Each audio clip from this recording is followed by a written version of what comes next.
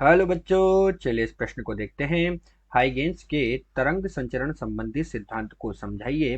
तरंगागु की अवधारणा के उपयोग द्वारा समतल पृष्ठों पर प्रकाश के परावर्तन की व्याख्या कीजिए। तो बच्चे, जो प्रश्न दिया गया है इस प्रश्न में हमें हाइगेन के तरंग संचरण संबंधी सिद्धांत को समझाना है सबसे पहले। तो उसके बाद हमें तरंगाग्रों की अवधारणा को प्रयोग करते हुए समतल पृष्ठों के द्वारा समतल पृष्ठों पर प्रकाश के परावर्तन की व्याख्या करनी है। तो चलिए बच्चों, सर्वप्रथम हम देखते हैं मुख्य अवधारणा।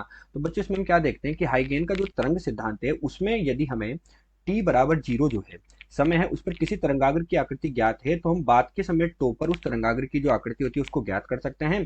तथा हाइगेन के तरंग संचरण संबंधी सिद्धांत में जो हमारे पास तरंगाग्र का प्रत्येक बिंदु होता है वो द्वितीयक विक्षोभ के रूप में क्या करता है बच्चों, वो द्वितीयक विक्षोभ का स्रोत होता है। तो हम क्या कहेंगे कि इस सिद्धांत के अनुसार हम लिखेंगे बच्चों, यदि हमें टी बराबर जीरो पर टी बराबर जीरो पर टी बराबर जीरो पर कोई भी तरंगाग्र है बच्चों, तरंगाग्र की आकृति तरंगाग्र की आकृति ज्ञात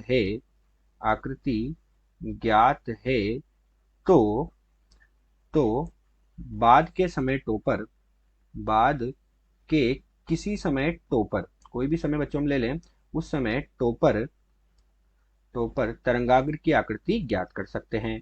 तरंगाग्र की आकृति ज्ञात कर सकते हैं। तथा बच्चों, इसमें क्या होता है, जो तरंगाग्र का प्रत्येक बिंदु होता है वो द्वितीयक विक्षोभ का स्रोत होता है। आकृति ज्ञात कर सकते हैं। तो बच्चों, ये तो हमारे पास मुख्य अवधारणा का एक भाग है। अब इसमें हमसे क्या पूछा गया कि परावर्तन की व्याख्या करनी है। तो बच्चों, इसके दूसरे भाग को अब हम देखते हैं।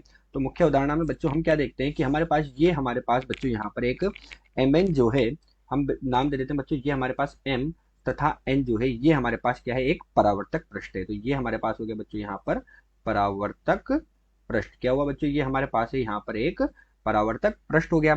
तथा इस पर किसी कोण आई से एक समतल तरंग जो है बच्चों, हम यहाँ पर लिखते हैं कि यहाँ पर हमारे पास वो आपतन कोण है आई। और ये आपतन कोण आई जो है, इस आपतन कोण आई से बच्चों यहाँ पर एक समतल तरंगाग्र है ए और बी, ये क्या होता है बच्चों, आपतित होता है। तो ये हमारे पास ए बी है और ये हमारे पास क्या हो गया बच्चों, ये आपतित तरंगाग्र हो गया। तो ये हमारे पास हुआ बच्चों यहाँ पर आपतित तरंगाग्र। तो एम एन तो क्या है बच्चों, परावर्तक पृष्ठ है और समतल तरंगाग्र जो है वो आई कोण पर बच्चों यहाँ पर हमारे पास क्या हो जाता है, आपतित हो जाता है। तो आई कोण पर आपतित हो गया। अब बच्चों यहाँ पर हम क्या देखते हैं, हम देखते हैं कि यदि हमारे पास क्या है, हम देखते हैं कि वी माध्यम में हमारे पास यहाँ पर चाल है। हम मान लेते हैं कि जो माध्यम है उस माध्यम में चाल है। तो वी को हमने क्या मान लिया बच्चों कि जो माध्यम था उस माध्यम में हमारे पास चाल कितनी है, वी है। तो वी तो बच्चों हमारे पास माध्यम में चाल हो गई। तथा तो जो है, अब बच्चों हम यहाँ पर क्या कर रहे हैं कि हमारे पास तरंगाग्र आपतित हुआ तो वो परावर्तित भी होगा। तो उसके पहले हम देखते हैं कि यदि तो जो है तरंगाग्र है उसके द्वारा बिंदु बी से सी तक हम आगे बढ़ रहे हैं। तो बच्चों यहाँ पर हम बिंदु सी देखते हैं कि हमारे पास ये बिंदु सी है यहाँ पर। तो अब हम क्या कर रहे हैं बच्चों की बिंदु बी से सी से आगे बढ़ने के लिए समय को निरूपित करता है। तो बी सी हमारे पास किसके बराबर हो जाएगा, तो बच्चों हम यहाँ पर क्या लिखते हैं कि यदि यदि तो तरंगाग्र यदि टो अर्थात टो तो हमारे पास बच्चों कोई समय हो गया, तो ये टो तरंगाग्र द्वारा ये हमारे पास टो जो है ये तरंगाग्र द्वारा बिंदु बी से सी तक आगे बढ़ने में बिंदु बी से सी तक सी तक आगे बढ़ने में लिया गया आगे बढ़ने में लिया समय है बढ़ने में लिया समय है। तो ये हमने बच्चों क्या किया, बी से सी तक आए तो हमने टो समय ले लिया तरंगाग्र ने। तरंगाग्र ने जब टो समय लिया तो हमारे पास कितना हो जाएगा, बीसी जो है ये किसके बराबर हो जाएगा बच्चों, ये टी समय ले लिया, वी हमारे पास बच्चों इसका वेग है तो ये वी गुणा टो के बराबर हो जाएगा। अब हम बच्चों यहाँ पर परावर्तित तरंगाग्र देखते हैं। तो बच्चों आई कोण पर आपतित हुआ तो ये क्या हो जाएगा, हमारे पास परावर्तित ही हो जाएगा। तो ये हमारे पास बच्चों आई कोण हो गया, ये हमारे पास कौन सा हो गया बच्चों, आई आर कोण हो गया और ये इस पर क्या हो रहा है यहाँ पर परावर्तित हो रहा है। तो परावर्तित ये हमारे पास हो गया बच्चों परावर्तित तरंगाग्र। ये क्या हुआ यहाँ पर, परावर्तित तरंगाग्र। बच्चों परावर्तित तरंगाग्र जो था इसका हमें निर्माण करना था। तो इसका निर्माण करने के लिए हम क्या करते हैं, बिंदु ए जो है इस बिंदु ए से वीटो त्रिज्या का एक गोला खींचते हैं। और वीटो त्रिज्या का हमने बच्चों क्या किया, बिंदु ए से एक गोला खींच दिया। और हम ये मान लेते हैं कि ये जो सी है हमारे पास बच्चों बिंदु सी, तो ये बिंदु सी से ई तक अर्थात ये हमारे पास बच्चों बिंदु क्या है, ई है। तो हम क्या मानते हैं कि सी इस गोले पर बिंदु सी से खींचे गए स्पर्श तल को निरूपित करता है। तो सी क्या कर रहा है, स्पर्श तल को निरूपित कर रहा है। तथा ये हमारे पास बिंदु ए जो है इससे हम वीटो त्रिज्या के किसका निर्माण करते हैं बच्चे, गोले का निर्माण करते हैं। तो उस स्थिति में बच्चों हमारे पास क्या हो जाएगा, तो परावर्तित तरंग की स्थिति में हमारे पास बच्चों ए ई मतलब परावर्तित तरंगाग्र की स्थिति में हमारे पास बच्चों ए ई और जो बीई है ये दोनों बराबर हो जाएंगे, और ये किसके बराबर हो जाएंगे बच्चों, v गुणा टो के बराबर हो जाएंगे। किसके बराबर हो जाएंगे, v गुणा टो के बराबर हो जाएंगे। यही इस प्रश्न की मुख्य उदाहरण है। तो चलिए बच्चों अब हम प्रश्न को हल करते हैं। तो अब हम क्या करेंगे बच्चों, प्रश्न का हल करेंगे। अब प्रश्न में हमसे क्या क्या पूछा गया है, तो एक तो हमसे पूछा गया है बच्चों की हाइगेन के तरंग संचरण संबंधी सिद्धांत को समझाइए। तो बच्चों सबसे पहले हम इसके सिद्धांत को समझाएंगे, और इसके सिद्धांत के अनुसार हम क्या लिखेंगे कि हाइगेन के सिद्धांत के अनुसार इस सिद्धांत के अनुसार इस सिद्धांत के अनुसार इस सिद्धांत के अनुसार तरंगाग्र का प्रत्येक बिंदु, तरंगाग्र का कोई भी तरंगाग्र हो बच्चों हमारे पास, गोलीय समतल या बेलनाकार, उसका प्रत्येक बिंदु एक द्वितीय विक्षोभ का स्रोत है। किसका स्रोत है बच्चों, एक द्वितीयक विक्षोभ द्वितीयक विक्षोभ का स्रोत होता है। मतलब प्रत्येक बिंदु हमारे पास क्या है, एक स्रोत बन गया।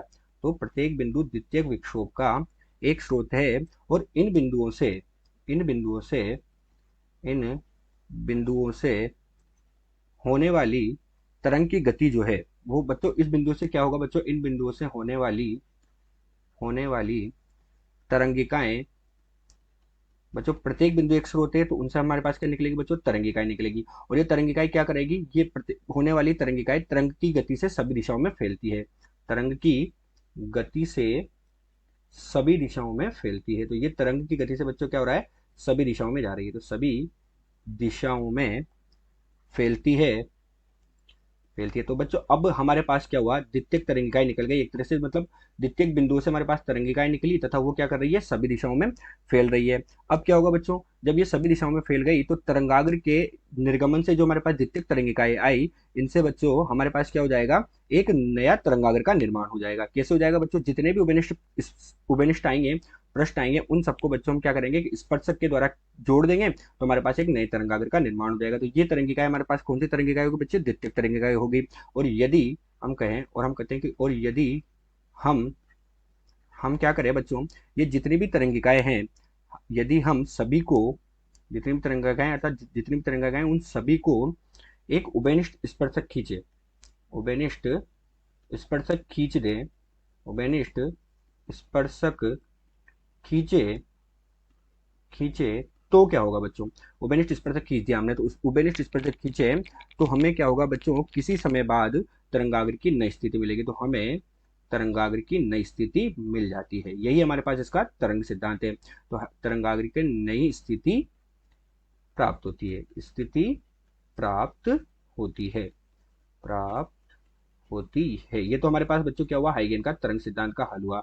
अब दूसरे भाग में हमसे पूछा गया कि हमें परावर्तन की व्याख्या भी करनी थी। तो बच्चों मुख्य उदाहरण में हमने क्या देखा कि हमारे पास क्या है, बीसीबी वी टो के बराबर है, और एई और बीई भी हमारे पास बच्चों क्या है, वी और गुणा टो के बराबर है। यहाँ पर ये दोनों हमारे पास बच्चों इसके बराबर आ रहे हैं। तो अब हम इसका हल देखते हैं। तो इसमें क्या करते हैं बच्चों कि हमारे पास जो त्रिभुज है, हम लिखते हैं बच्चों कि त्रिभुज ई ए सी, तथा हमारे पास बच्चों वहां पर दो त्रिभुज बन रहे हैं, एक है ई ए सी तथा बी ए सी। ये दोनों त्रिभुज बच्चों हमारे पास क्या होते हैं, वहां पर सर्वांगसम है। दोनों त्रिभुज हमारे पास कैसे हैं, सर्वांगसम है। और ये दोनों त्रिभुज सर्वांगसम है तो हमारे पास बच्चों क्या होगा, कोण आई तथा कोण आर बराबर हो गए। इसीलिए कोण आई, आपतित कोण तथा अपवर्तित कोण हमारे पास क्या होगा बच्चों, बराबर हो गए। इसलिए कोण आई तथा कोण आर बराबर होंगे, कोण आर बराबर है। और यही हमारे पास किसका नियम है, परावर्तन का नियम है, बराबर है, यही परावर्तन का नियम है। इस प्रकार हाइगेन ने के तरंग संचरित द्वितीयक तरंगिकाओं के सिद्धांत से हमने इसकी व्याख्या कर दी। तो यही परावर्तन का नियम है। आशा करते हैं दिया हुआ प्रश्न आपको समझ आया होगा। धन्यवाद।